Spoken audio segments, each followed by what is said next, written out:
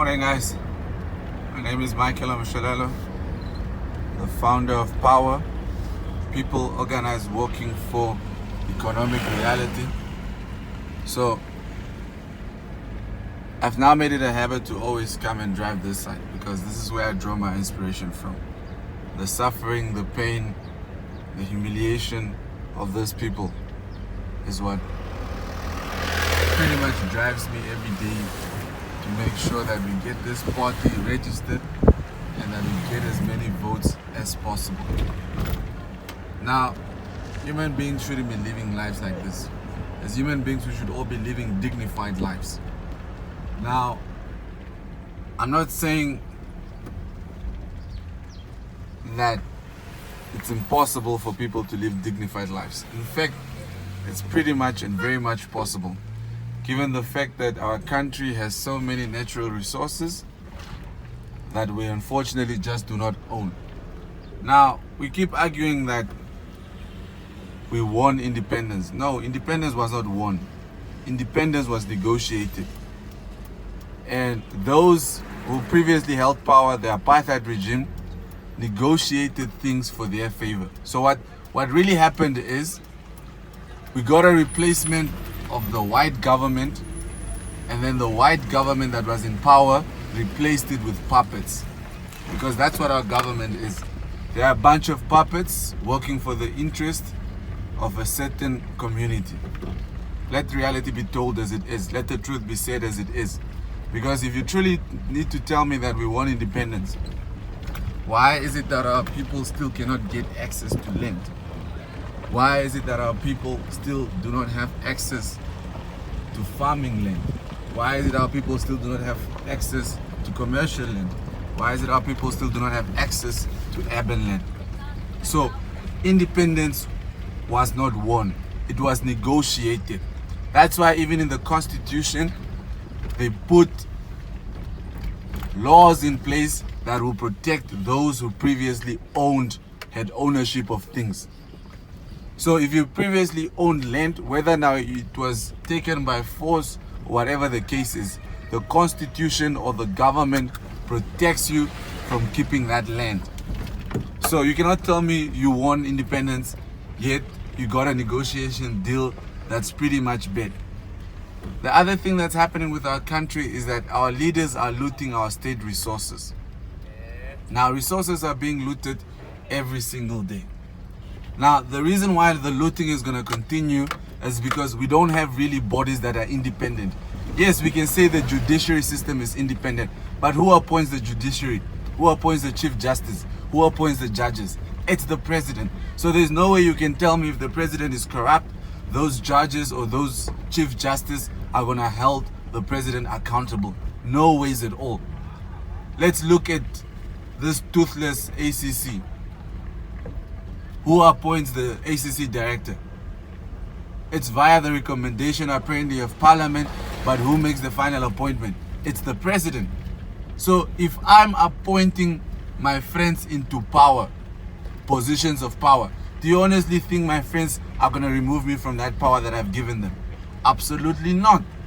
So we need to develop a system that's truly independent of any influence of any individual. There is no way we can have a body like the Anti-Corruption Commission, but the appointment comes from someone like a president. No, absolutely no way. Those are some of the things that need to be changed in this country, because if we don't change those things, unfortunately, things are going to continue going the way they're currently going. So I propose that the ACC becomes a truly independent body. No one must appoint the ACC. The appointment of an ACC director should come from the public. It should be a choice based on merits, and it should be someone who's in fact against the government, not someone working for the government, because the ACC is there to protect what? It's there to protect the people so that the resources of this country cannot be looted through corruption. Now, someone was arguing to me the other day that this tenders that we're giving out is not really the issue that's going to help save our country from whatever the case is. If you look at the outflow of billions from this country, it's primarily from tenders that the government is giving out. Let's look at a project like the Nakatel Dam. How many billions were spent there? But to who did those billions go? It went to an Italian firm. Let's look at the classical airport road that we're currently building. To who is that money going to? It's going to a Chinese firm. So there's no way you can absolutely tell me that if we start giving tenders to Namibian companies preferential treatment, and when we say preferential treatment, it's going to be given to a competent Namibian company. Now what's going to happen is this company, from the day one that they receive this tender, there will be people from within government that will be monitoring and ensuring that that tender, first of all, is not sold to a Chinese firm or to another foreign firm, and that the jobs created there 100% Namibians. The materials should be sourced 100, if not all of them can be sourced here locally. But we need to start empowering our people as per what we actually say when we talk about empowerment. Because this thing of saying, no, you're going to empower someone, but at the end of the day, your empowerment is not really empowerment, it's not going to work. So let me see quickly. Okay, I'm trying to turn the camera around, but unfortunately it doesn't work. So all I'm saying is that we can change things, guys. You know, the old regime, we keep saying they've been in power for too long and they're too powerful and whatnot. The apartheid government was powerful too, very powerful, but they were somehow forced to come to the negotiating table. Now we're not going to force this government to come to negotiating table. We're simply going to remove them. And we're not going to remove them by force. We're going to remove them by electing the people that we want to lead us. We're going to elect people who are in touch with the community. We're going to elect leadership that is for the community. A classical example that my government is going to do. We're going to build a new state house. And when I say we're going to build a new state house, it's not going to be a fancy state house. It's not going to cost billions of dollars like the one that we built. But we're going to build it here in Havana, or at least in one of these informal areas. The reason why we're doing that is so that when leaders from foreign countries come to our country, they can clearly see that we are not an upper middle class income country.